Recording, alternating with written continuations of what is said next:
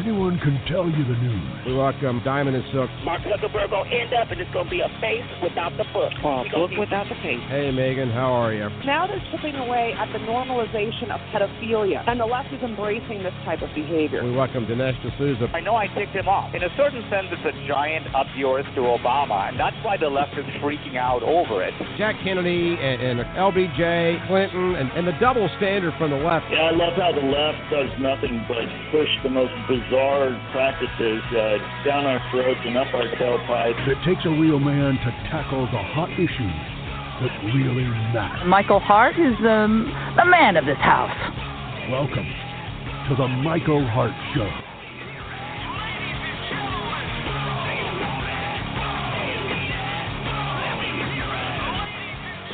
Good morning. It is the 30th day of November 2018. It is a Friday, and we are together again. We've got a special program for you today.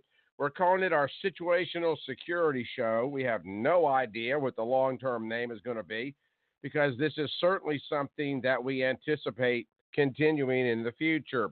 As you guys are well aware, this is the Michael Hart Show on the Heart of America Talk Radio Network. But under the umbrella of Heart of America, we are going to expand out into some other realms as well.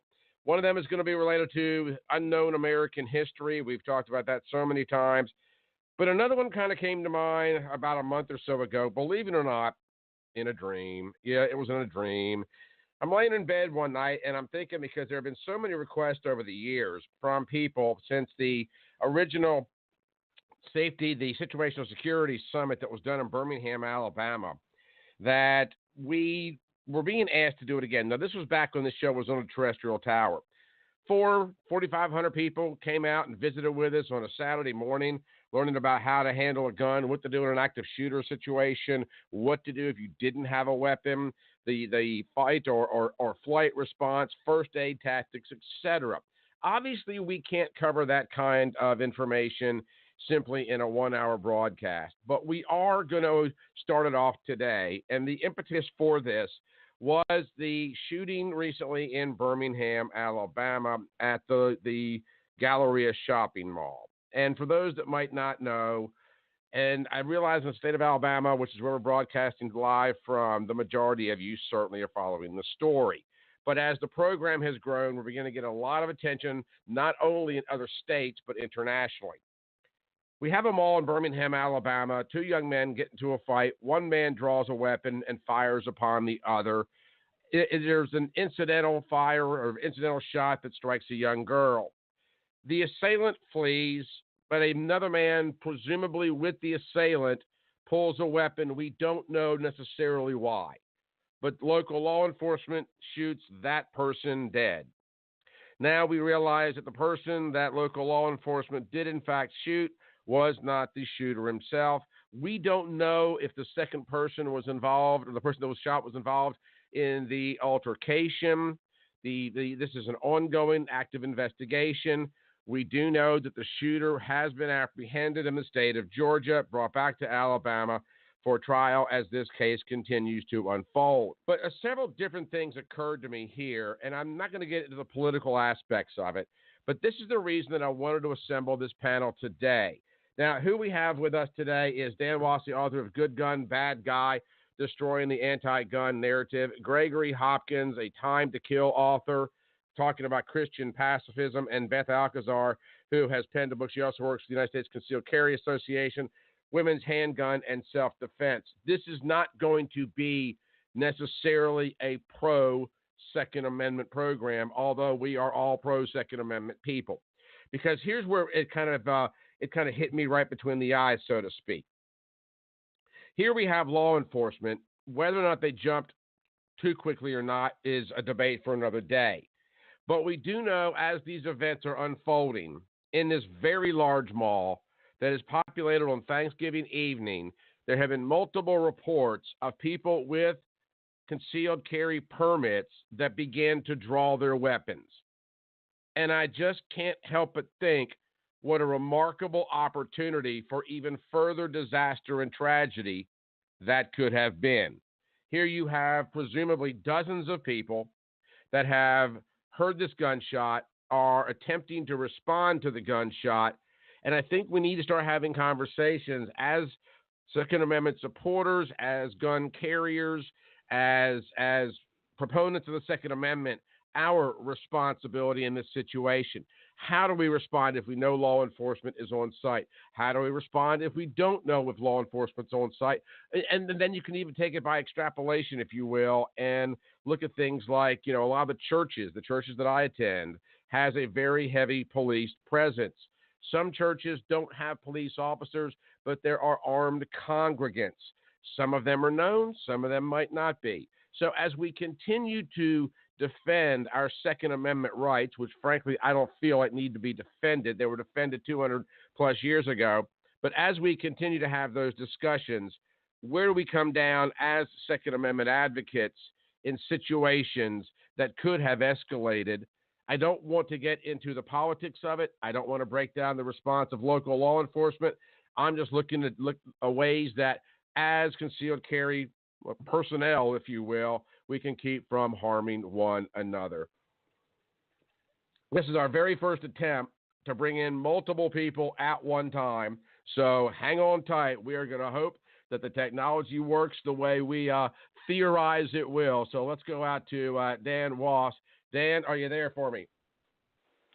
Hey, Michael. Hey, Beth. Hey, Greg. How are you guys? Well, I brought you in first. I'm going right down the line, so hang tight. We're going to get Greg in here and see if this works. Greg, are you there? I'm here. Yes, sir. Excellent. We got 2 out of 3. And let's go out to Beth Alcazar. All right. Let's see if Beth can hear us. Yes, I can. Good morning, guys. Excellent. So we've got everybody on board here. And what we're going to do is we're going to interrupt our regular commercial breaks throughout today's broadcast. We will do one at the bottom of the hour just to give everybody a chance to kind of reset and breathe. Now, for the listeners outside the area, Dan is calling us from New York. Beth and Greg are both local authors and experts. Greg also is a pastor that does a lot of work with concealed weapons. And one of the things that, Beth has an expertise in women. Guys, I just want to kind of free form this just a little bit and give us your thoughts. And I'm not going to go in any particular order because my main concern and my main issue here, and there's a couple different things. Greg, for example, I feel like even though the Hoover police were not 100% positive who the shooter was, I feel like the response was excessive. Reports say they didn't say anything to him about whether or not he should drop the weapon. And I know that in your book, A Time to Kill, you have always advocated for taking the minimal amount of force necessary to neutralize the situation. That does not seem to have occurred here. So let's start with your thoughts on that, and we'll just kind of move around the room. Okay. I actually don't advocate for the minimal force necessary, but rather the reasonable force necessary. If you have a policy, for instance, in the police department that says officers will use minimum force, at all, to start out, you may not use enough force to save your own life or your partner's if you follow a policy like that. So carrying a firearm is for thinking people and people who have studied the law and understand the limits and the range of use of force that can be done.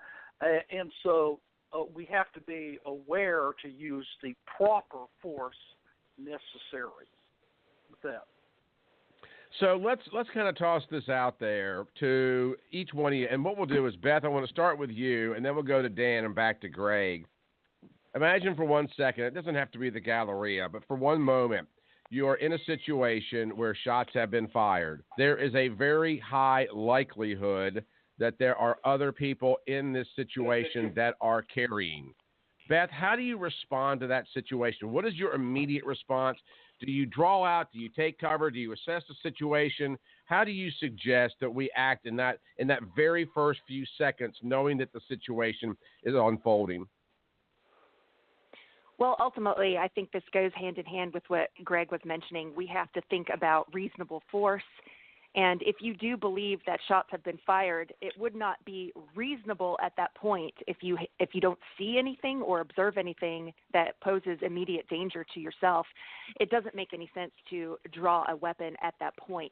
In fact, we have heard cases where people have heard such loud noises, assuming it was gunshots, and really it was just a loud noise. It was something falling. It was a clattering sound. And you have to make sure that your thinking processes are in order first. Now, if there are shots fired and you see and observe an attacker in your area, that would be a different story. Context is everything, obviously, when it comes to this. But I think one thing that I just want to put out there, even from the get-go, is that we have to understand that as responsibly armed Americans, with or without concealed carry permits, with or without open carry law, whatever the case may be, that's not a superhero cape. It's not some kind of obligation to use a firearm. It's not special permission, and it's certainly not entry into law enforcement. We can't run into our lives hoping to draw our weapons. We need to basically live as if the firearm is not there, and remember that it's a last resort, and that's a huge responsibility. No, and I am delighted that you brought that up, because that was exactly where I was about to go, because I think so many times when we hear these stories of a shooting or a mugging or an attempted kidnapping or whatever, the concealed weapon carrier's response is often, and this may very well, and we're going to volley this over to Dan, may there very well be where some of the anti-gun people get confused, Beth, is I think that there seems to be a notion that concealed weapon people consider themselves heroic characters, and that we, by default, are supposed to respond to these situations. And correct me if I'm wrong, but what I'm hearing from you is that weapon's primary purpose is to protect, us and the immediate people around us or our loved ones that might be with us, and not necessarily to take on the situation as a whole. Is that what I'm hearing? Absolutely. Yes, without a doubt. And we need to make sure that that is being trained and that people are educated in that information. Again, I don't go anywhere different because I have a firearm, even with my training. I don't treat situations any different because I have a firearm. I still live my life as a mom. I'm a mom. I have kids.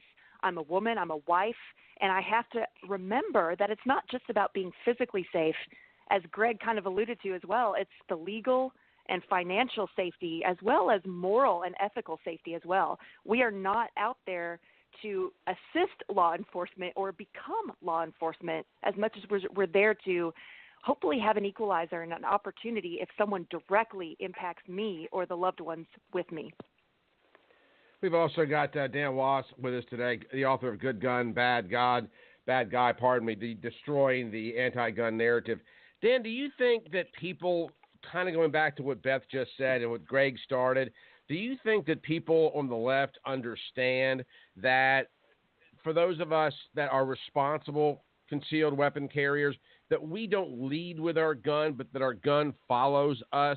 Because I think that there might be some notion out there that in their minds anyway, that we have adopted some kind of superhero status, or that we feel like we're the arbiters of Wild West lawlessness or whatever the case may be, and that misunderstanding might be a lot of the reason that there's so much angst in their viewpoints.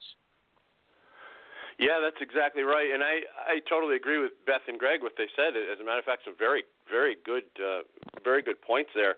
But yeah, so let me address that stuff. That's the stuff I like to dig into. That's the society view of gun ownership, and there, from the anti-gun people, a lot of the anti-gun radicals and things, they perpetuate this perception that gun owners are, recklessly and intentionally out there putting everyone in danger, looking for a fight, trying to create this Wild West. And the truth is the exact opposite. When you put a gun in your belt, excuse me, and you leave the house in the morning, your mindset is different. When you become a gun owner, specifically a concealed carrier, you understand that you have a different sense of responsibility now when you walk out of the house, and you also are very aware of what you're capable of, and this changes the way people think. And I've found that gun owners, concealed carriers specifically, are some of the most articulate, responsible, and respectable people that I've ever seen, because they understand their ability, their responsibility. And the idea that it's a reckless Wild West scenario is just something that's perpetrated. I know you don't want to get into politics, so I won't, but it is for political reasons, and that's why that narrative is out there. But the truth is the exact opposite. Gun owners are responsible, respectable, and most often very articulate and careful. I don't disagree with that at all, and we often talk about training, and I know that, we are all familiar with Jan Morgan. Dan, you're a personal friend of Jan's as well, and we talk, and I've heard her speak so many times about the need for training and ongoing training and range time, and I think we all agree with that. But I want to go back, and we're going to go back to Greg for just a moment, because I know that in the book, Greg's book talks about Christian pacifism and what a myth that is, and how we have, a right and responsibility to protect ourselves as Christians. But he goes a little bit further, and I know that he gets into some emotional training. We can go to the range all day long. We can be a crack shot all day long. We can draw like Billy the Kid all day long. But if we're not having, and Beth alluded to this as well, she used the word intelligence, thinking. But there needs to be an emotional maturity here as well, because I can only imagine in the situation like occurred here in Birmingham, you're terrified. I mean, that's, quite frankly, I believe you had a cop on our hands that was terrified and, took extreme measures before fully assessing the situation. I can't put myself in this position, so I won't. But, Greg, let's start with you, and I'm going to follow it back up to Beth. I want your thoughts on how important training in the situation, the emotional situation is it every bit as important as the range time? Because it would certainly seem like it would be to me. Oh, yeah. If you're a Christian and you decide to carry a gun and defend yourself, when a guy jumps out of an alley with a Bowie knife and says, your money or your life, that's not the time to have an argument with yourself about, is Jesus going to be okay if I blow this guy away? You have to decide that long before, and not only decide, but be settled in that idea. And see, what I do, folks out there, is I train people with carry permits and armed church security teams on the law. If you don't know what the law of your state says, then how in the world are you going to conduct yourself when you're in a situation like we had in this mall? Do you understand that every single state says if you aim at the bad guy and miss and hit a good guy, then you are both criminally and civilly liable? Oh, you see, we like to think about the laws that say, oh, if I shoot the bad guy and he's proven to be the bad guy and I'm proven to be the good guy in court, then he can't sue me. Well, he can't. But if you miss that bad guy, or if you're carrying, say, jacketed bullets that pass through the bad guy and hit an 80-year-old woman, that 80-year-old woman is going to own you, and you may go to prison for it too. So we have to be both ethically and legally trained for what's going on around there. And there's another thought pattern we have to get into. When you're in a mall, for instance, Alabama has 22% of the population of Alabama, adult population, has carry permits. That means if you're in a crowd like that, we're taught about situational awareness. Oh, look for bad guys. Look for bad guys. But you are surrounded by good guys. Not only that, I know from my experience as a prosecutor I would run in at Christmas time. I'd run into undercover cops at the mall. I go, hey, what you guys doing? They said, having a pretty good night. We just did a bump frisk on a 15-year-old. Took a 38 off of it. So not only do police increase their uniform presence in malls, they increase their undercover plainclothes presence in crowds of any situation. So we have this entire thing. You have to be aware of your situation. It's like the realtors say, location, location, location. It's a different situational location if I'm in church or if I'm visiting my son's school than if I am at an open place with crowds like a Christmas time mall. I also have to be aware of the law so I can act reasonably and legally. I'll be judged by the standard of the ordinary, reasonable, prudent person under like or similar circumstances. I have to meet that standard in every state. And then finally, I have to know that I will not hesitate at the fatal moment, because hesitation could mean death or injury for the ones I love. So we've established that, understanding, time at the range and learning the ins and outs and the intricacies and developing for lack of a better way of putting it, intimate relationship with our weapon is very important. And Greg, as you point out, understanding the law as well as your responsibilities and restrictions and rights also plays into it. And Beth, I want your thoughts about people just being trained. Is it important that they're trained for these type of situations at the range? Should we be having more conversations in our Second Amendment rallies about the need for not just responsible carrying and not just carrying where we understand, the limits of us, legally speaking, but we can talk all day long. You can be the greatest shot in the world at the range, but until it really happens, and my main focus here is what has occurred in Birmingham, because we do know, and those of us that are in the media, we've been talking amongst ourselves over the last several days, and this thing here could have gone any one of a number of different directions. Particularly if this young man, I know it was a tragedy, but I think there might have been a sense that the situation was neutralized at that point in time. But short of that knowledge, this had the possibility of becoming a full-fledged gunfire, although friendly fire. So if we need to learn about our weapon, and we also need to learn the legal limitations of our weapon, what other training, and should there be any? I mean, does the Constitution exonerate us from that training, or should we require people that carry to go through training for said situations?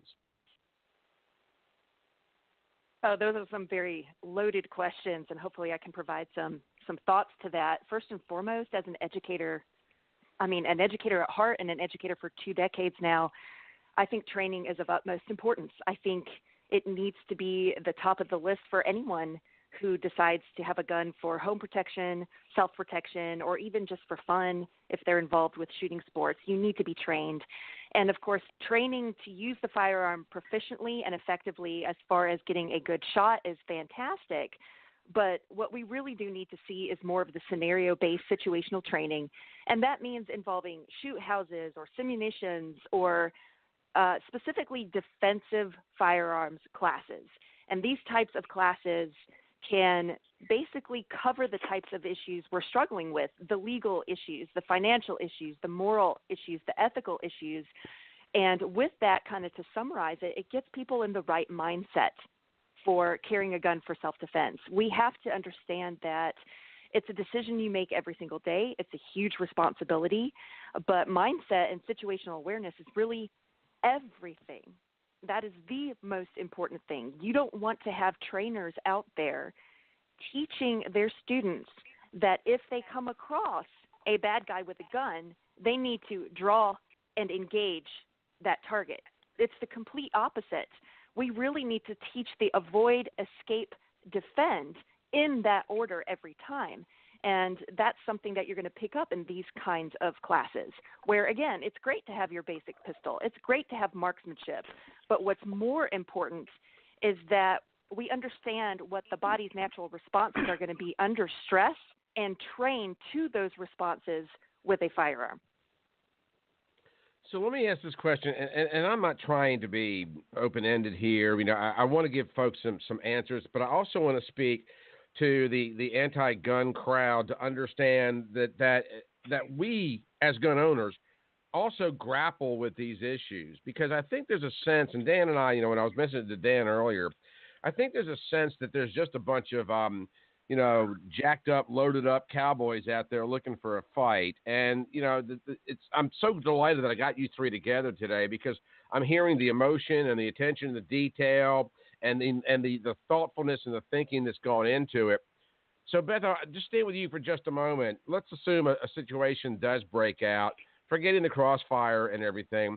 In your opinion, and I want everybody's opinion on this, by the way, in your opinion, what responsibility do we as concealed weapons holders have to protecting others? Because, Beth, you touched on getting your backside out of there if the opportunity arises, and I don't disagree with that. But do we have a responsibility, and where does that responsibility begin? Is it a matter of imminent danger, or is it just going to be a personal decision? Really, it's going to involve a lot of those things. For me, it's most definitely part of the legal ramifications, but it's also a very personal decision. My responsibility is to myself and to my family, and that comes first. If I am to encounter some kind of situation in which there is a madman or woman shooting people at random, I am going to want to escape that situation. That is my first instinct, and I have come to terms with that, and I have believed that that is the right thing for me to do, because I want to be alive for my family, for my kids. I don't feel like it is my obligation, my responsibility, or something that's expected of me to take on an attacker. That is not my job. And I think that you'll find most concealed carry weapons permit holders are going to feel along the same lines. In fact, I've had several people come to my class where we teach basically the legal ramifications, and we teach the basics of self-defense in the home or outside of the home. And I've had several people come up to me after class and say, I don't think I'm ready for this. I really don't think I should be carrying a gun. And I applaud that decision, because it means they're really thinking through how serious it is and how much responsibility it is, and how much they really have to think about it now and make those decisions before they ever encounter something. Of course, on the flip side of that, I want to understand their reasons, and I want to help them get to the place where they can carry comfortably and with confidence. And again, realize that their obligation is to themselves, and they need to be, at the end of the day, able to go to sleep with peace with whatever decision they come up with as far as what do I do in that scenario.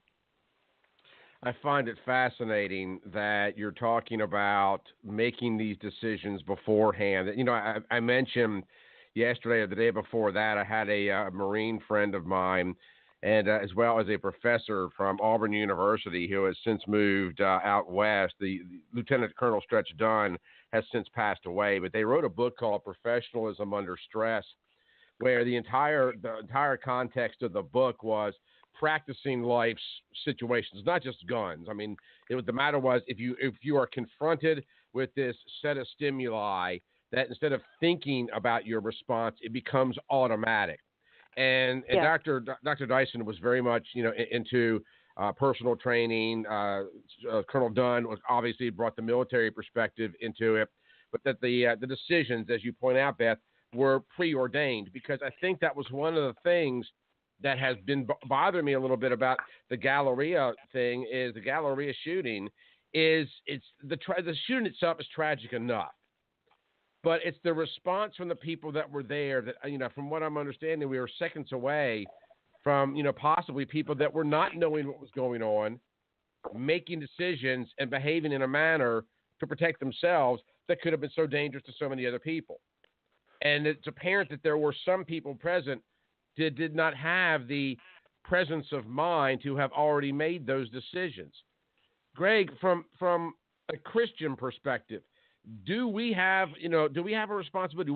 I want you to elaborate on what Beth says, because I want us, if what I'm hearing is correct, I want us to give people that carry weapons permission not to discharge those weapons, even if other weapons are being discharged.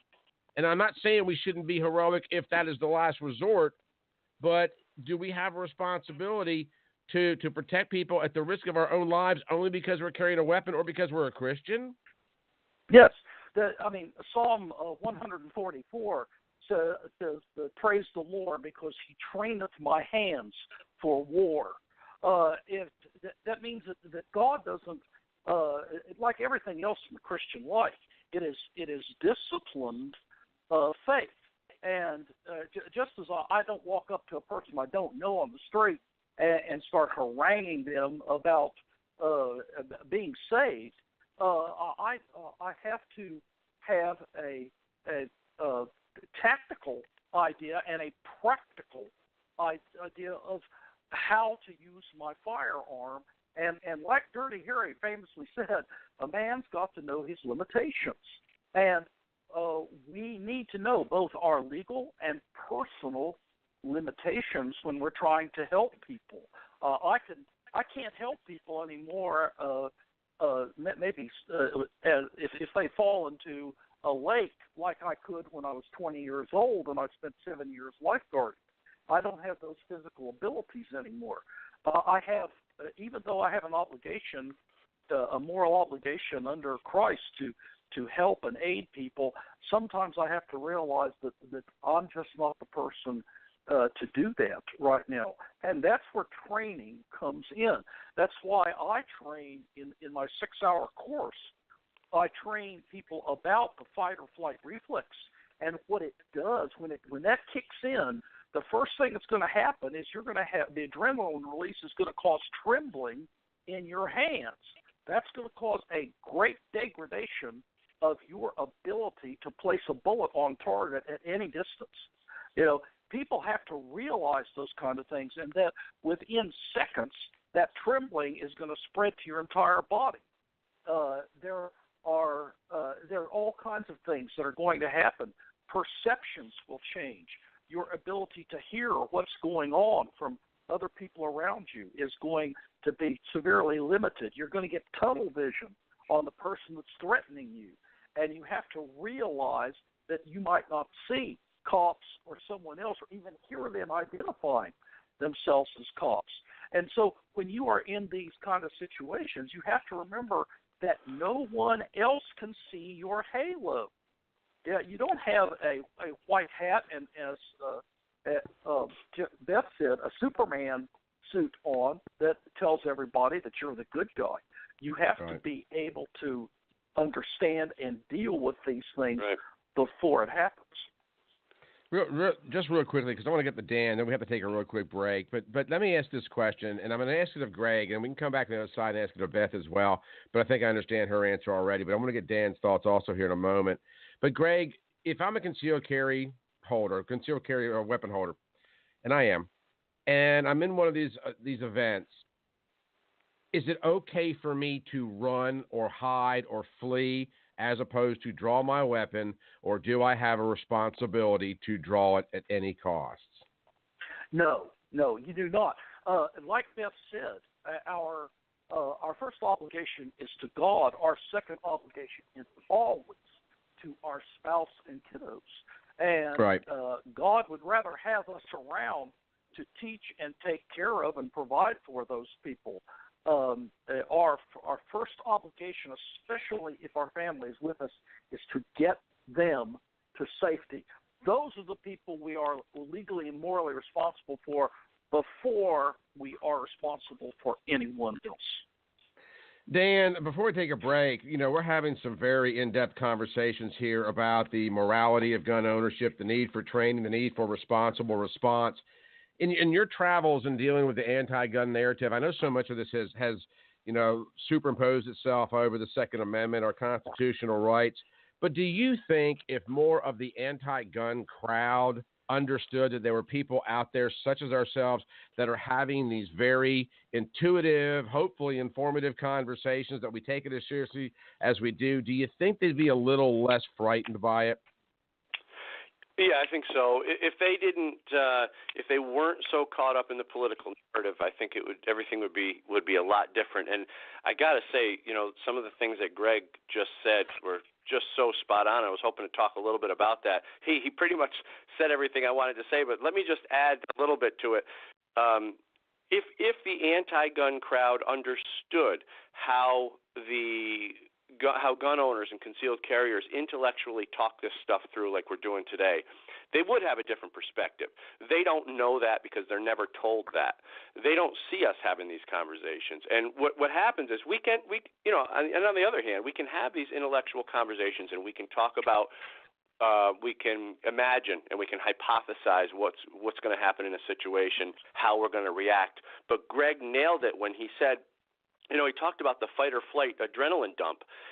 That's a serious thing, and you're right. You do start to shake. Your body changes. Everything changes in that moment. So aside from the intellectual conversations and the hypotheses that we create, that we talk about right now in the scenarios and things like that, we have to have we have to understand that the fine motor skills are going to be pretty much out the window. And Bill Dolan, who trains me, always tells me, use big basic functions. Like if you're not carrying with a round in the chamber, imagine you have a boxing glove on and just grab that rack and slide it. Your fine motor skills are going to be out the window. So, and also muscle memory is very important.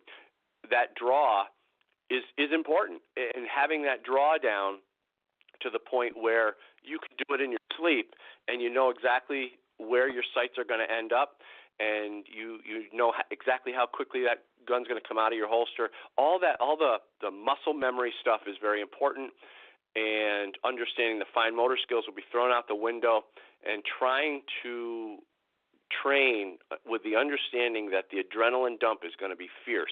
We've all had the adrenaline dump in other areas of our lives, and it does change. It physically changes you. So I guess understanding all that stuff is important. So back to the original question that you asked, Michael, if the anti-gunners understood and saw us having these conversations, they might take a different view of gun ownership, specifically with concealed carry.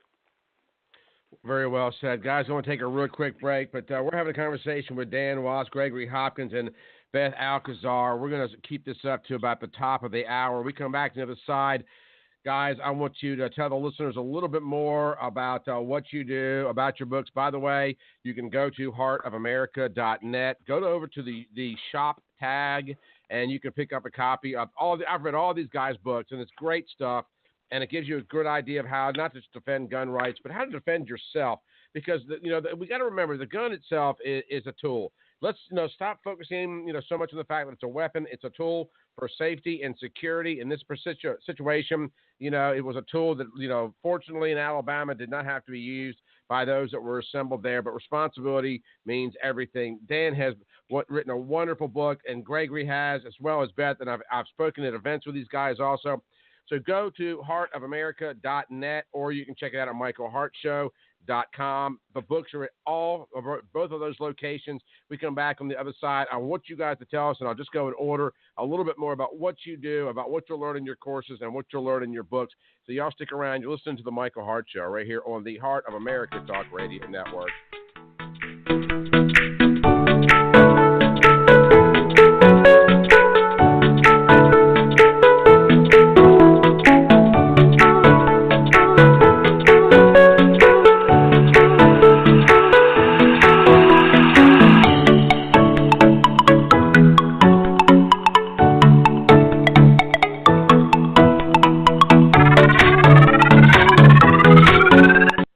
Report, the magazine for the American landowner, is a proud supporter of the Michael Hart Show. Currently, they're offering an exclusive subscription price for listeners of the Michael Hart Show. So click on the subscribe button on landreport.com and enter the code HARTSHOW at checkout and receive a 1-year discount on America's #1 land magazine. You'll get a full year of the Land Report, which normally goes for $59, for only $15. That's a 75% savings off the cover price. Again, that's promo code HARTSHOW at checkout of thelandreport.com, and make sure to check out The Land Report on Facebook if you love land.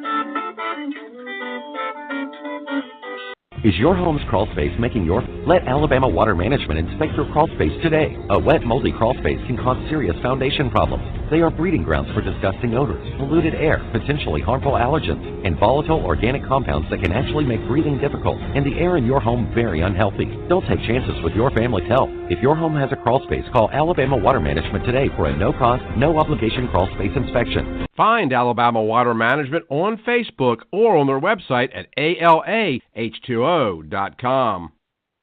It's the Michael Hart Show. Come again? The Michael Hart Show. You know I don't speak Spanish. In English, please. A liberal dose of conservatism. How'd you do that? I'm not even mad. That's amazing.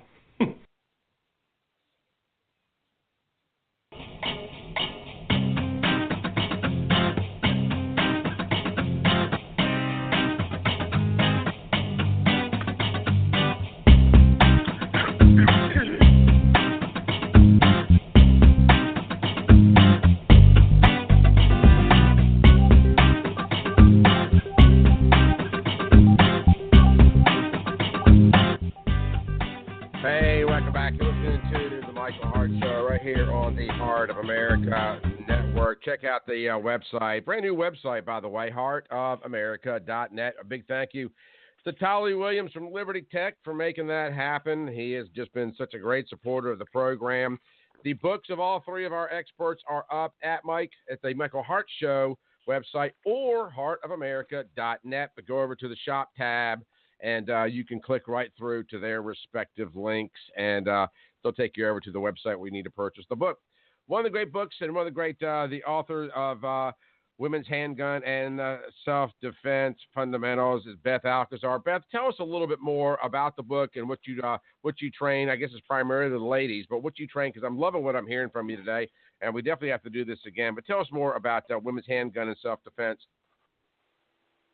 Yeah, sure thing. The book actually is our curriculum through the USCCA as one of our classes. And yeah, it is definitely specifically designed for women. It teaches the basics of pistol through intermediate and all the way through defensive pistol. Again, specifically designed for women and the unique mindset and perspective that ladies bring to these classes. Technically, my title with the USCCA is Associate Editor, so I do have the honor and privilege of working with our Concealed Carry magazine. And I do also I teach classes. That's what I do kind of on the side from my job. I am definitely inundated with this industry. So I'm certified not only with the USCCA, but also through Sig Sauer Academy, ICE training, Draw School, ALICE, NRA, and the Well-Armed Woman. So I do try to offer a lot of classes specifically designed for women, especially because I am a mom. I'm a wife. I understand a lot of the perspectives and the issues or the struggles of even trying to conceal carry as a woman. But I also do teach a lot of classes specifically for defensive firearms or classes that allow people to understand, again, I'm not a lawyer, but we do teach classes through the USCCA that help people understand about concealed carry and home defense. Very good.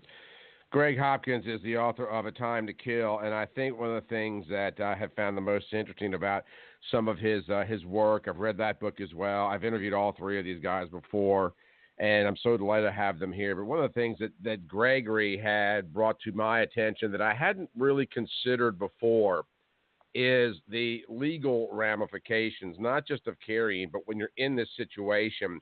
Because we've been talking today about flight or fight, and we're going to talk a little bit about if you're not carrying here in just a moment.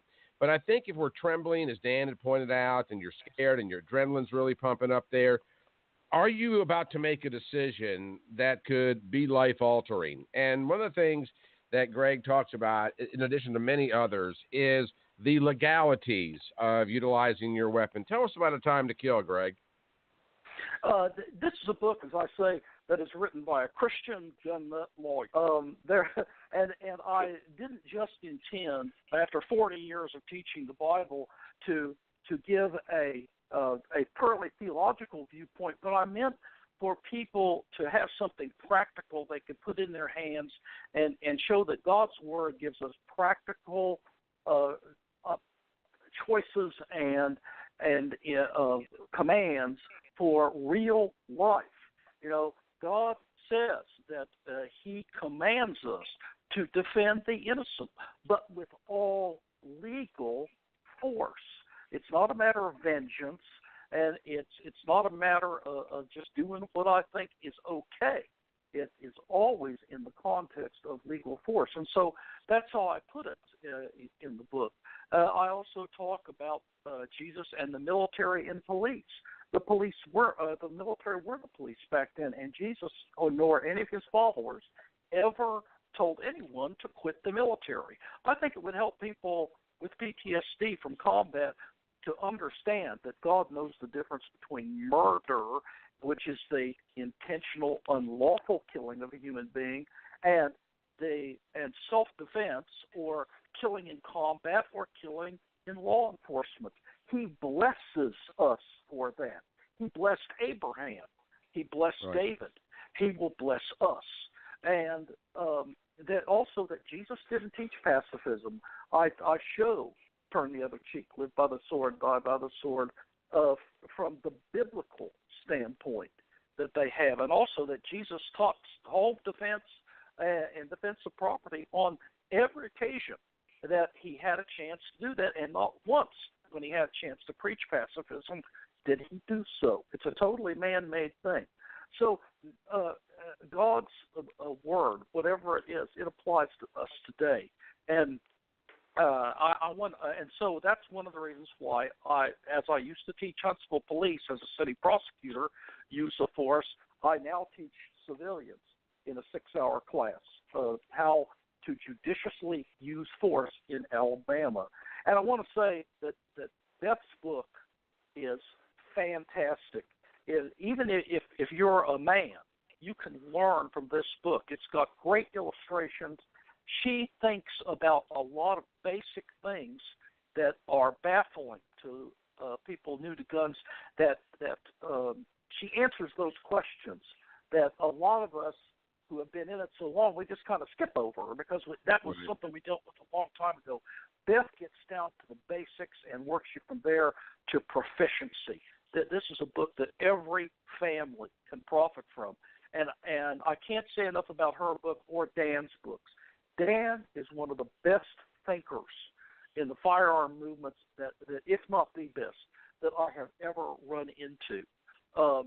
He understands the duty of persuasion. He's just not talking to the converted. He's actually reaching out to the anti-gunners out there and showing you and me how to reach out to them. And he does it in such a clear and logical way, how much good either Beth or Dan's work will do you. So, Dan, let's talk a little bit about that, because that's quite an endorsement. But I want to ask you a question, because you and I have talked about this on the air and off the air so many times, and it's going to kind of set up the next segment, because we've got about 10, 12 minutes left in today's broadcast. And first off, let me thank you guys, because I was contemplating whether or not I wanted to make this into a standalone weekly program. We could talk about safety issues. I think I've made my decision. It's going to be an absolute yes. And so I appreciate the professionalism and insight that you guys have brought. But Dan, let me ask you a question, and then I want to go back to Beth, because I think she's going to have some good insights on this. You and I have talked about this in the past. You're the author of Good Gun, Bad Guy, Destroying the Anti-Gun Narrative. Tell us a little bit about the book, and then I got a question for you. Well, first, Greg, thank you so much for that endorsement. I really appreciate that. My Good Gun, Bad Guy, Behind the Lies of the Anti-Gun Radical is the first book in the series. And what I do is I expose the lies, strategies, and tactics of the anti-gun side of the conversation. And what I try to do is show people when their strategies are being used, what terminology they're using, and how they influence the overall narrative, or the overall landscape of the gun conversation in the public forum. And they have very powerful and articulate, strategic ways of doing this that we don't always notice. Things, the way they use certain terms, the way they speak, the way they ask questions, and the way they do all sorts of stuff. It manipulates the thought process of people, and it changes the way we think about guns in society. So I expose all that stuff because I was somehow able to start to see some of the things that they were doing, and the more I researched it, and the more I looked into it, the more a lot of this stuff just became so blatantly clear to me. So that's kind of my niche, I guess, if you want to call it that. And then Good Gun, Bad Guy 2, Destroying the Anti-Gun Narrative, gets more into the media and how the media plays a role in the way we think about guns. So let me ask this question, and then we're going to go up to Beth. The books both defend our Second Amendment rights and the right to carry guns, et cetera, et cetera. But do they make an argument for carrying? And what I'm asking before you answer, and this is going to be the question to Beth, so I'll go ahead and give her a little peek. It'll be an open book test, and I already know what the answer is going to be, I feel. But should everyone carry? Because in this crazy world we live in today, I think a lot of times people that are anti-gun, and again, let's keep this as political free as we can, think that people that do carry think that everybody should carry. So I'm asking you, Dan, should everybody carry? Is that what the books are trying to sell us on? No, I don't think everybody should carry. There's people that are inclined to carry and people that aren't. But you brought up a great topic, because this is where the anti-gun people, the anti-gun crowd, the anti-gun radicals will say that we gun owners want everybody to carry. We want to pass the guns out to all the faculty in the schools, and that couldn't be further from the truth. But that you brought up a narrative that they create. So a lot of people think that. A lot of people think that us gun owners want everybody to carry, when the truth is we understand psychology enough to know that some people just aren't inclined. Some people shouldn't. And we don't endorse everyone carrying. No, it's a ridiculous notion that they perpetuate, and it's a notion designed to tarnish the gun community. So, Beth, I would have to assume that anybody that carried because they thought they were supposed to, or they carried without getting proper training, or they carried without thinking about scenarios, or they carried because they want to be a hero, or they think it's hot and sexy to carry a weapon on their hip, but they refuse to do any of the deep thought training and the range time. I would think that person is as dangerous, or potentially as dangerous, as somebody that goes out intentionally meaning harm. I don't know if they're as dangerous, but I think they're definitely they definitely could pose a problem, just because they could make decisions that they are going to regret for the rest of their lives. And ultimately, that's what it boils down to when we're thinking about protecting ourselves, especially if we're thinking about wanting to have a firearm for protection. We've got to ask some questions. We've got to ask, if we're going to use that firearm, is it worth going to jail over? Is it worth killing over? And is it worth dying over? And if you can't answer yes to those questions, then you have some come to Jesus meetings or some serious self-thought and consideration to go through, because it's awesome and incredible that as Americans we have this protected natural right of self-defense. I think every human being has the right to self-defense, without a shadow of a doubt. But uniquely American is that we have this protected right that the Constitution and the Second Amendment basically say government is not allowed to touch. They're not allowed to chip away. They're not allowed to infringe. But with that right, and I hate to quote Spider-Man, but it comes with great responsibility. And we each have to make that very, very important personal decision. And I said it earlier, it's a daily decision to carry that firearm. Yep. And if we don't feel like we're ready, then we need to do what it takes so that we can be ready physically, financially, legally, morally, and ethically. Very well stated. Guys, I'm getting very tight on time, so what I want to do is I want to ask one last question. I'm going to go right down the line, and we are going to start with you, Beth. And then as soon as we respond to this, I want to go back through the group one more time and tell the listeners how they can find out more about you, your programs, books, et cetera. And I realize that I'm asking a question that we all might not be qualified to speak to, but I want your opinion on it because I know that y'all are very thoughtful. You've looked through this situation, and we don't want people that are going to carry a weapon that are fearful of them or that might have a predisposition not to use them in a responsible and a judicious manner.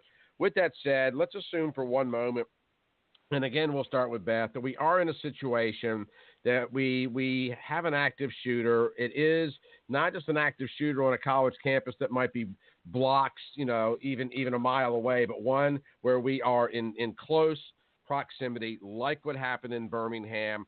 This happens, just so everybody understands, at the upper crosswalk, not too far from the food court on Thanksgiving night. The place was packed. Now, I know a lot of people don't want to carry. They're fearful of carrying, whatever the reason. And if you are, for God's sakes, don't carry. But if you are against weapons and for whatever the reason you are unarmed, Beth, and one of these situations occurs, how, in your opinion, should someone that is not carrying a weapon respond in an active shooter situation? I think we can go with what we've heard nationally across the board and from a lot of different organizations is to consider the simplicity and yet also the effectiveness of the run, hide, fight. Run if you're not safe, or move with purpose to find somewhere that you can either escape the situation or get cover. Hide if you can, if it is a safe place, or fight when there's no other option. You can use anything to disorient, distract, disarm, deter, or defend. And that was a lot of D words, but all of them are possible with or without a firearm. Greg, your thoughts? You should always carry a non-lethal weapon, number one. I always carry pepper spray. If a person is close enough, you might be able to do that. Another thing is to be aware of environmental weapons. For instance, in your office, we talk about, sometimes we have workplace killers.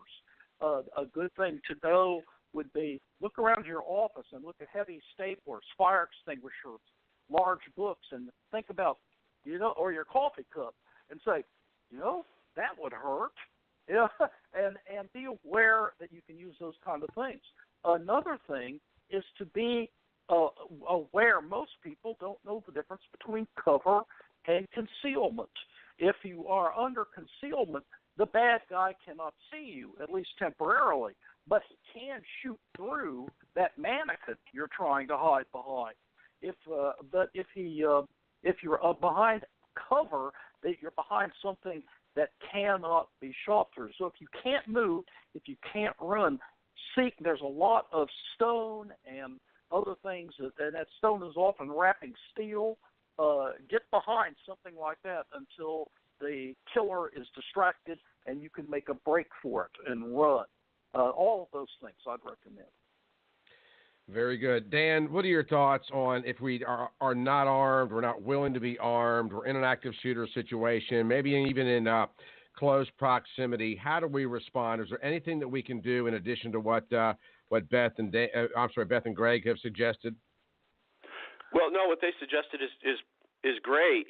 Run, hide, fight, pepper spray, a knife, anything that you can carry to defend yourself is all good. But the thing that frustrates me the most is that first of all, I'm very situationally aware.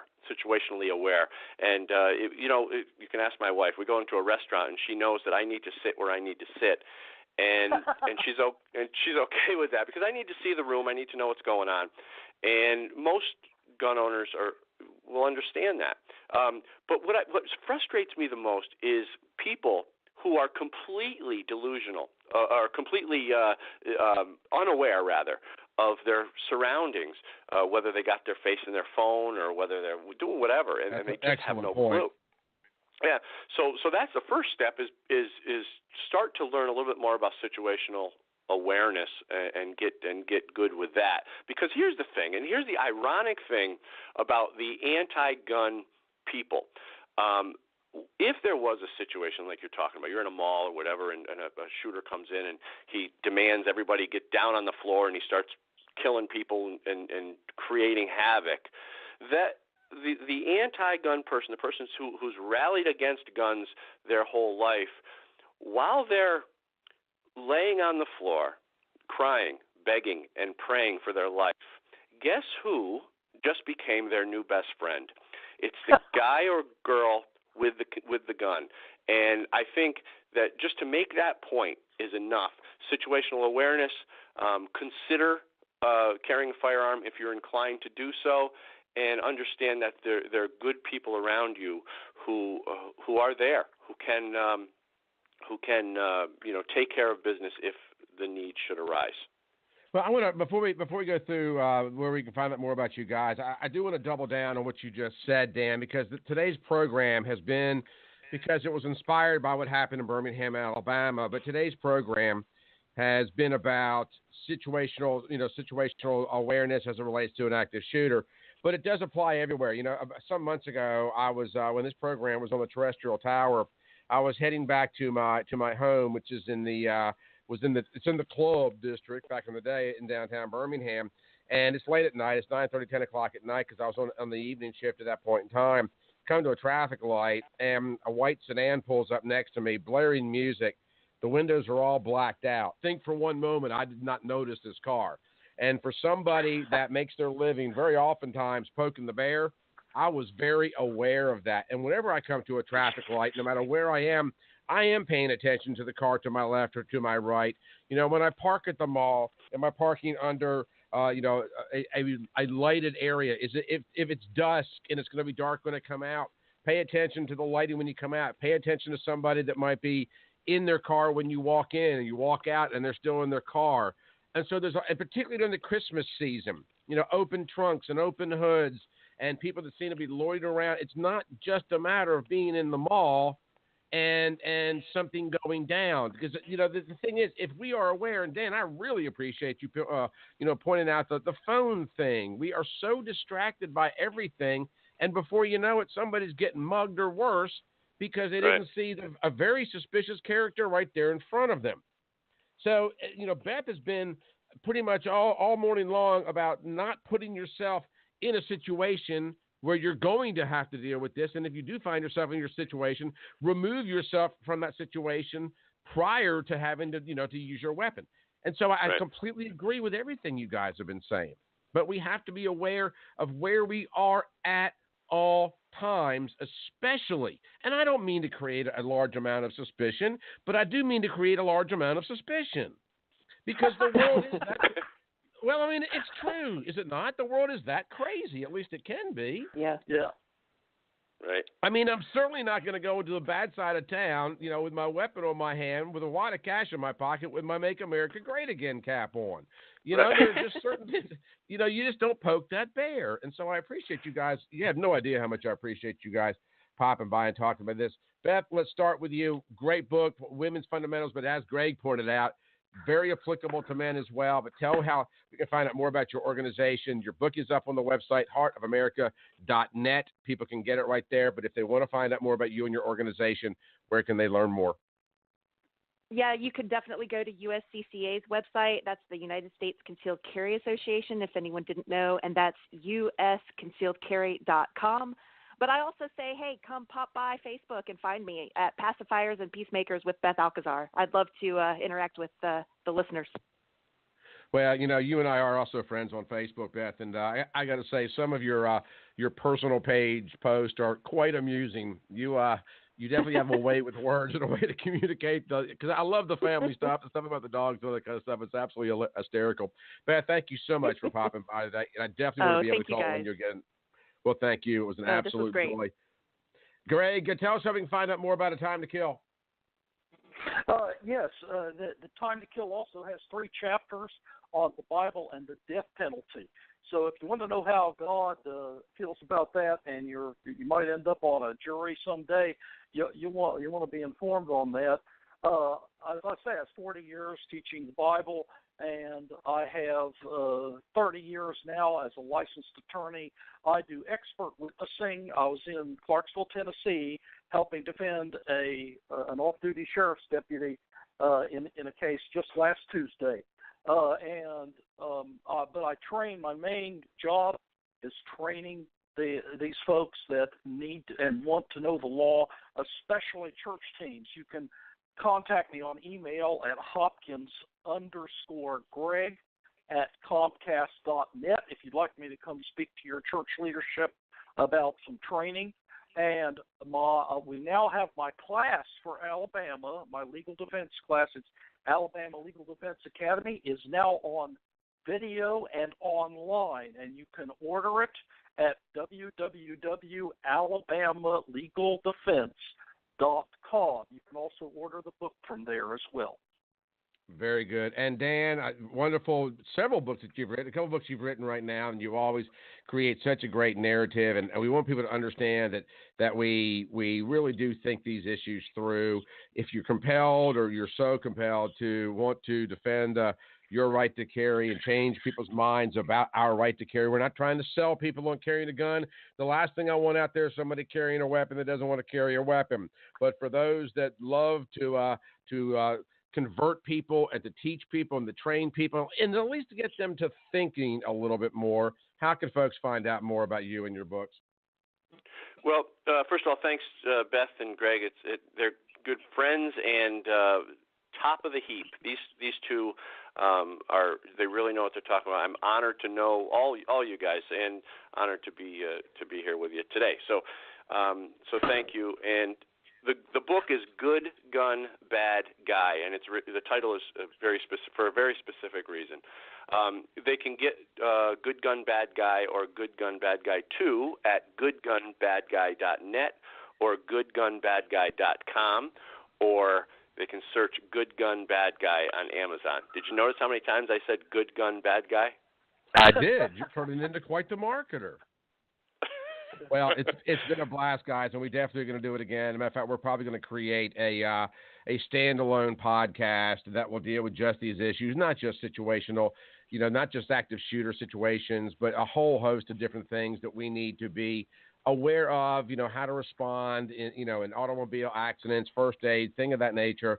The trust behind this was the original Situational Security Summit that we did in Alabama some years ago. But I think we need to take this message across the land, because you guys made some wonderful points today about not just pacifism, but the fact that you don't have to draw your weapon, remove yourself from the situation, that you don't have to be a hero. You have to know the law, and you have to know what the Constitution says.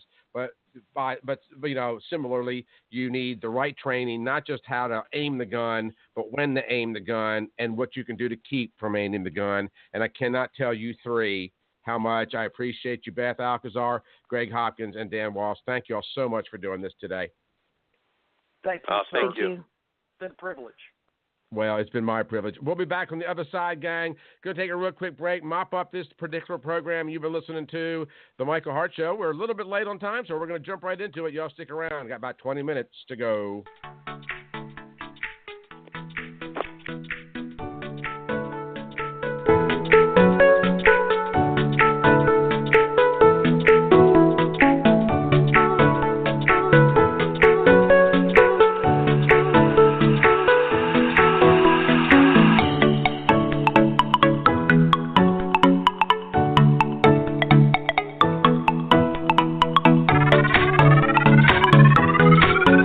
Is your home's crawl space making your... Let Alabama Water Management inspect your crawl space today. A wet, moldy crawl space can cause serious foundation problems. They are breeding grounds for disgusting odors, polluted air, potentially harmful allergens, and volatile organic compounds that can actually make breathing difficult and the air in your home very unhealthy. Don't take chances with your family's health. If your home has a crawl space, call Alabama Water Management today for a no-cost, no-obligation crawl space inspection. Find Alabama Water Management on Facebook or on their website at ALAH2O.com. The Land Report, the magazine for the American landowner, is a proud supporter of the Michael Hart Show. Currently, they're offering an exclusive subscription price for listeners of the Michael Hart Show. So click on the subscribe button on landreport.com and enter the code HARTSHOW at checkout and receive a 1-year discount on America's #1 land magazine. You'll get a full year of the Land Report, which normally goes for $59, for only $15. That's a 75% savings off the cover price. Again, that's promo code HARTSHOW at checkout of thelandreport.com, and make sure to check out The Land Report on Facebook if you love land.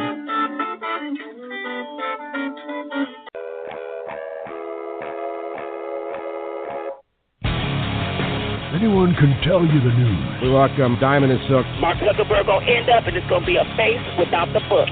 Book without the face. Hey, Megan, how are you? Now they're chipping away at the normalization of pedophilia, and the left is embracing this type of behavior. We welcome Dinesh D'Souza. I know I ticked him off. In a certain sense, it's a giant up yours to Obama, and that's why the left is freaking out over it. Jack Kennedy and LBJ, Clinton, and the double standard from the left. Yeah, I love how the left does nothing but push the most bizarre practices down our throats and up our tailpipes. It takes a real man to tackle the hot issues that really matter. Michael Hart is the man of this house. Welcome to the Michael Hart Show. Hey, welcome back. About 2 minutes past the hour. Big thank you to Dan Wos, Beth, Alcazar, and Gregory Hopkins for popping by today, talking about guns. Maybe it's something that you can share with those that are so opposed to you carrying a weapon. And I'm so delighted that one of the things that we talked about today, and all three of them seem to agree upon, is the fact that when you're in these situations, remove yourself from the situation first. That should be your first line of defense. You don't have to be a hero. People out there that don't carry guns think that we're all looking for, a fight or a dust up. It's just not true. We carry because we want to protect ourselves and our family first. And if we can do that by getting away from the situation, that's what we're going to do. If that is the only option, or not, if the only option is to draw down, then that's exactly what we're going to have to do. But, the emotional training that goes into it, the desire to not just be able to aim your weapon true, but aim your weapon with the understanding that, we can talk about these kind of events all day long. But until you actually experience them firsthand, you're in that situation. And that's one of the reasons that I wanted to talk about this today. Because as far as what happened in Alabama, that had disaster, tragedy, and it was tragic, but I'm talking continued tragedy written all over it. One other person discharges a weapon from a different point in that mall, and we have the possibility of a full-fledged gun battle on our hands, and we have no idea how that might have ended up. Now, the department, the Hoover Police Department has said, ALEA, the Alabama Law Enforcement Agency, has gotten the videos from the mall shooting. They are supposed to release them in the next day or so. Hoover has said if they don't, they will. And so we'll get hopefully some answers on this in the very near future. Last night, I was on Outspoken with Joe Lockett. I think we hit some points right between the eyes about what is going to happen with this, how unfortunate it was, but what the response needs to be. I'm not going to elaborate on that any further than that, but Joe's program is on Alabama Cable Network every single Monday through Friday. Local time is 6 p.m. Check it out. He's got a great lineup and some great insights, because there's a lot of things that we need to be talking about in this country, not just situational awareness, not just ways to defend ourselves, but ways that we can find solutions, get past the political rhetoric and find solutions to these problems. Because some of the rhetoric has gotten just daffy.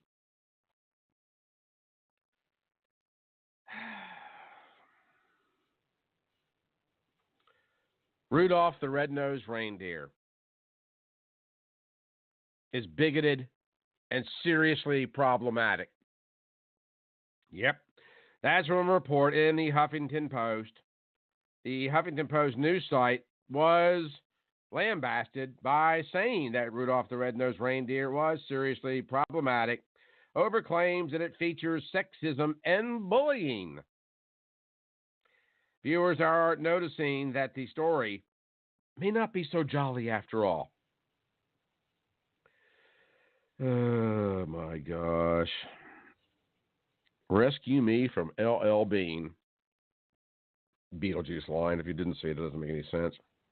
Among the observations was the suggestion that Rudolph the Red-Nosed Reindeer was a story about, wait for it, racism and homophobia, while calling Santa Claus abusive and bigoted. Yeah. Yearly reminder that hashtag Rudolph the Red-Nosed Reindeer is a parable on racism and homophobia with Santa as a bigoted, exploitative, well, I'm not even going to read that word, read one comment by the Huffington Post. Santa's operation is an HR nightmare and in serious need of diversity and inclusion training. Yeah. Okay. The video also suggests that it was problematic that Rudolph's father verbally abused him by forcing him to wear a fake nose to be accepted by others. Some social media critics also said the cartoon is sexist because Rudolph's mom was snubbed after she wanted to help her reindeer husband, Donner, to search for their son after he goes missing. No, this is man's work, Donner says. Folks, I'm not making this up.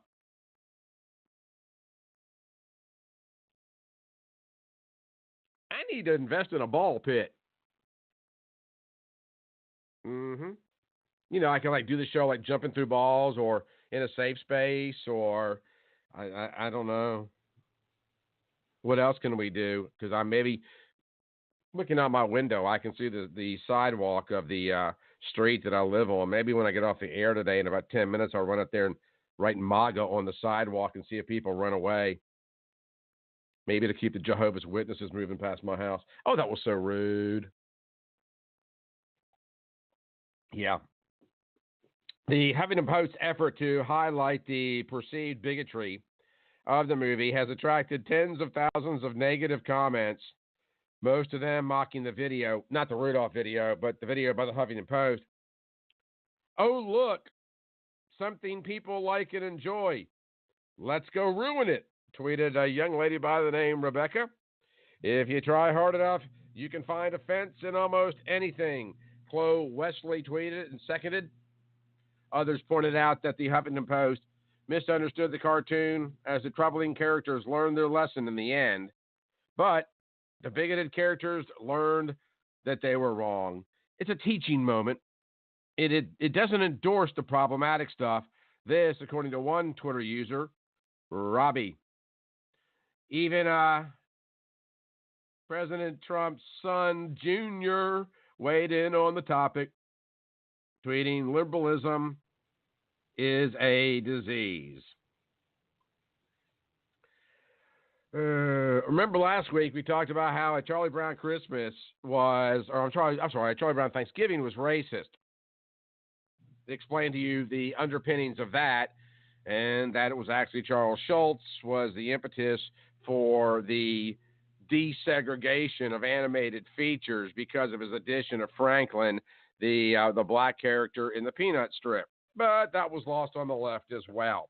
So now, ladies and gentlemen, those of you that are moms and dads, maybe you're in your 30s and 40s and you enjoyed Rudolph the Red-Nosed Reindeer as a holiday classic. If you're my age, although I don't yet have grandchildren, I am certainly of the grandfather generation. Grew up with this storied classic all throughout the course of my childhood.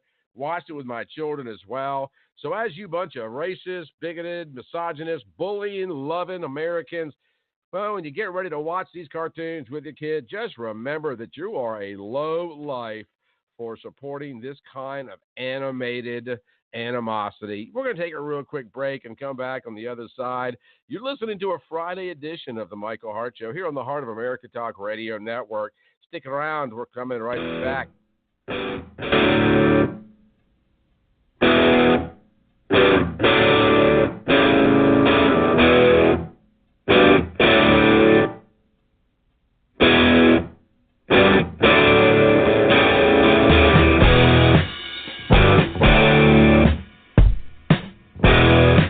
Is your home's crawl space making your... Let Alabama Water Management inspect your crawl space today. A wet, moldy crawl space can cause serious foundation problems. They are breeding grounds for disgusting odors, polluted air, potentially harmful allergens, and volatile organic compounds that can actually make breathing difficult and the air in your home very unhealthy. Don't take chances with your family's health. If your home has a crawl space, call Alabama Water Management today for a no-cost, no-obligation crawl space inspection. Find Alabama Water Management on Facebook or on their website at alah2o.com.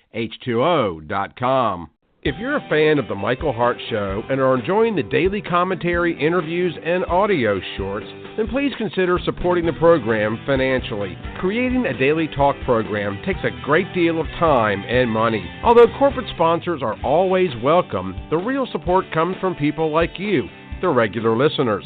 So if you support the Christian conservative message and values we share on this program and would like to help, please go to our website, michaelhartshow.com, and click on the orange Patreon button at the top of the page. For less than $7 a month, you can help us keep going while we spread our faith-based conservative views worldwide. So if you support our views, please consider supporting the program. Just go to www.michaelhartshow.com and click on the orange Patreon button, and thanks for your support and for listening. None shall pass. What? None shall pass. I command you, as King of the Britons, to stand aside. I move for The Michael Hart Show. You make me sad.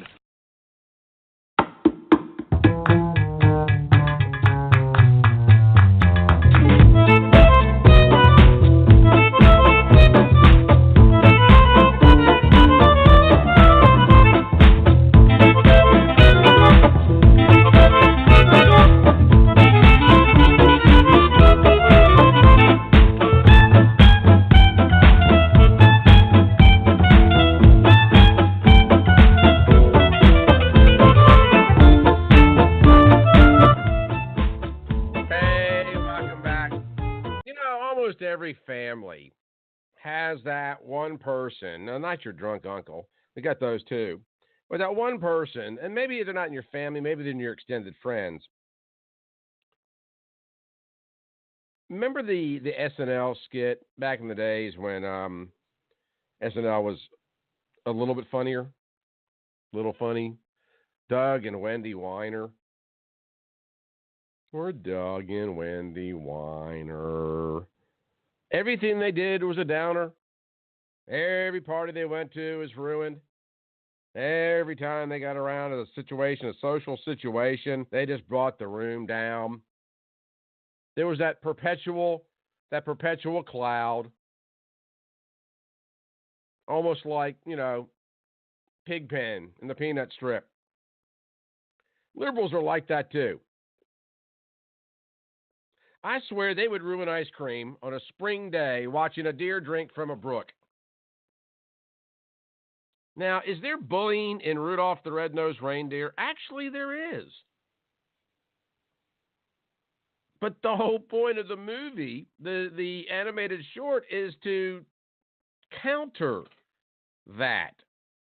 Also, you have to bear in mind, in the case of Donner, telling the missus to stand down because this is men's work, I personally find that to be a little chivalrous. There's not nearly enough men out there taking care of the women folk.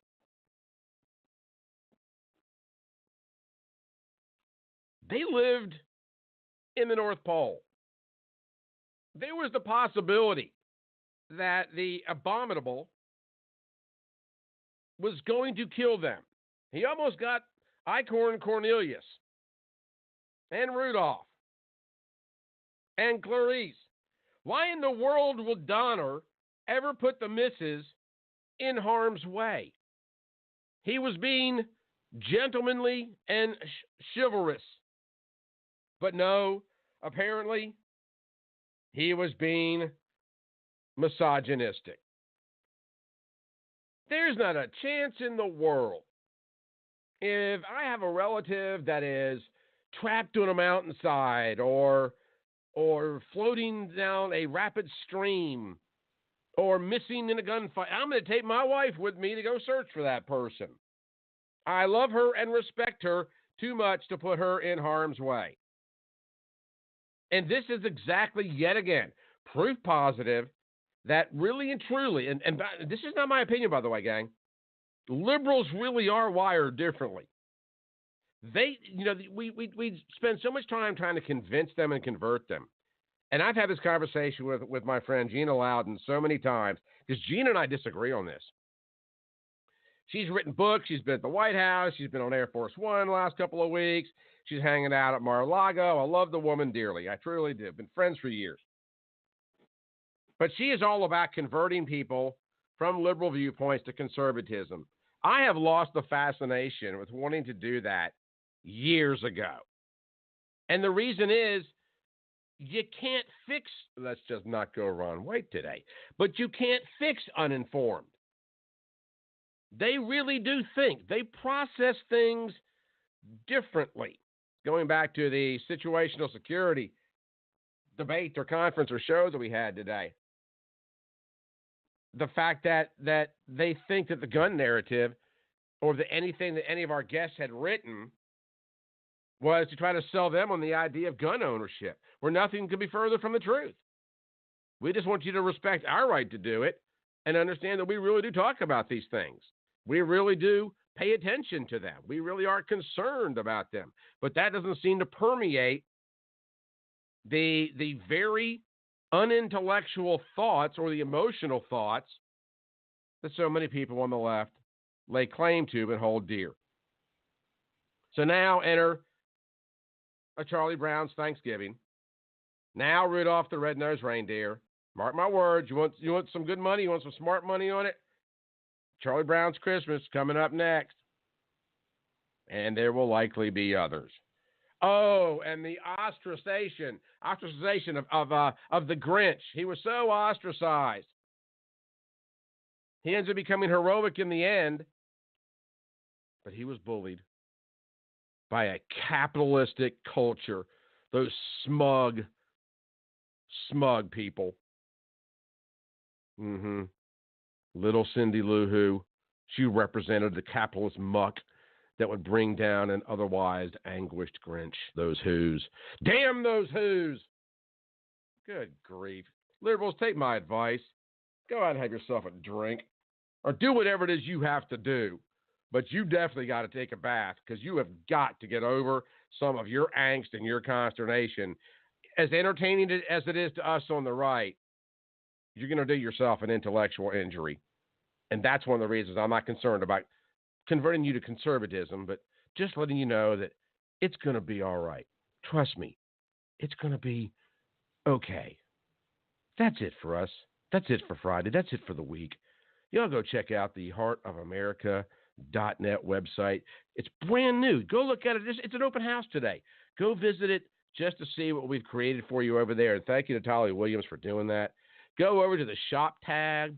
On the very top, you'll see Unknown America. The Unknown America is right there. So is Beth's book. So is Dan's book. So is Greg's book. There's going to be other books that come in as well. We're working very hard to create a great interactive website for you. Also to be able to have a landing pad for The Unknown America, the podcast, as well as whatever we decide to name the future podcast, the Situational Security Podcast, that's going to cover a whole host of other issues. So go check that out. Pick up a copy of the book. Those books are fantastic stuff. And if you are a Christian constitutional lover of our gun rights in this nation, all three of those books, particularly if there's a young lady in your life, would make great Christmas gifts over at theunknownamerica.com, theunknownamerica.com. You can get a copy of the Constitution, and I'll even I'll personalize the books for you if you want to use those as Christmas gifts, and we've even deeply discounted them as well. That's it for us. Thank you so much, guys, for popping by today. We're back with you Monday at 8. You've been listening to The Michael Hart Show right here on the, Heart of America Talk Radio Network. We'll talk to you Monday. Have a wonderful weekend, and hopefully your team will win also. We'll be back with you Monday at 8. Thank you all for tuning in. We'll talk to you then. Bye-bye.